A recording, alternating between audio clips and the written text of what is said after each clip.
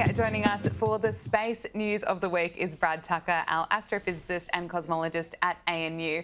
Brad, a space race is underway to shoot the first movie at the International Space Station.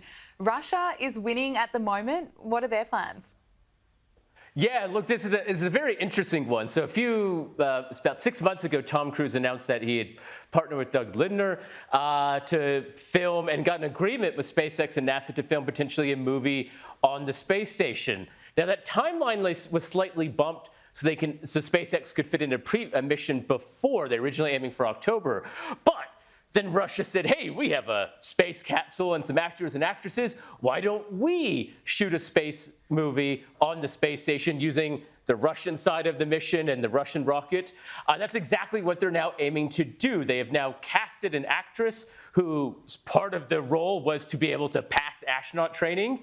And to do so, they have bumped an American astronaut on an upcoming Soyuz launch. So in October, we could see a Russian actress heading up to the space station to film a movie with Russia TV1 to be part of the first kind of commercial movie shot in space in this really weird new space race we found ourselves.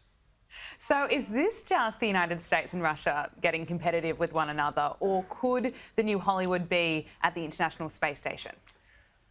Yeah, look, I think there's a bit of, firstly, to say, hey, we are the first, just like with lots of other things, to also see that it's possible. And, you know, when the Americans and NASA got behind this, they realized that there would be definitely a different crowd that would, say, watch a Tom Cruise movie as opposed to maybe just watching a documentary. So this allowed people to maybe engage in the content and science in a very different way. And also the costs are just now not prohibitive. You can really get, for a relatively not a lot of money, especially on the scale of what Hollywood and these movies spend, to shoot this movie in space.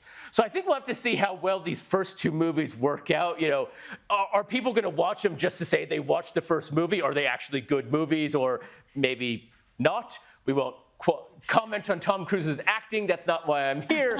I'm here to say, look, it may be interesting, and maybe there will be a new Mooneywood or something like that on the space station. Remains to be seen, but the possibilities are there. That's a critical point. Will they produce good movies?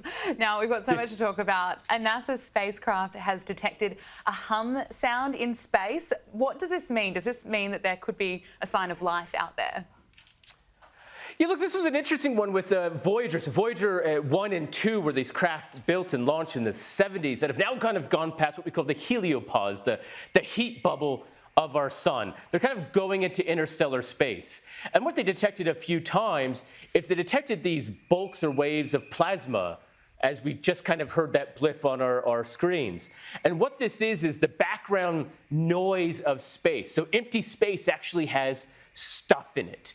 And as kind of you travel through it, just because you kind of hear if you move your hand in the water, you can kind of hear the water move or your hand move in it, but you don't necessarily hear the water unless it's not moving. And that's maybe what this empty space is.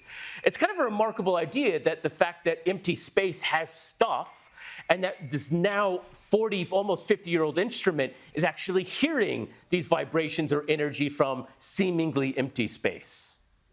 Brad, thank you. We'll have to talk to you about this again soon, but we've got to get to the Australian Defence Force, which will establish a space division to be headquartered in Canberra as early as next year. What will that look like?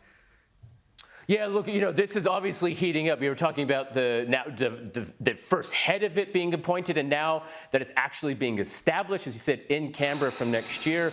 And this really will play a role of Australia's interest in space from a defense and also really from an infrastructure standpoint. We think of space as just, you know, the fun things that we get to do, and there's a lot of fun stuff of it, but it's a very critical part of our world. We're using satellites as we speak now. Our instant connective world of transferring information from stock markets and financial information to timing, to even shopping, is all done with satellites. And so you have to protect and use those interests in space and also limit potential interference or interaction from other country and state players.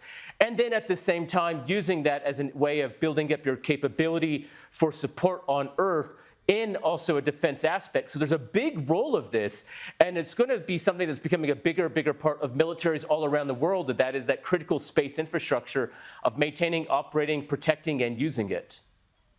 Brad Tucker, thank you for bringing us up to speed. We'll talk to you again next week. Take care.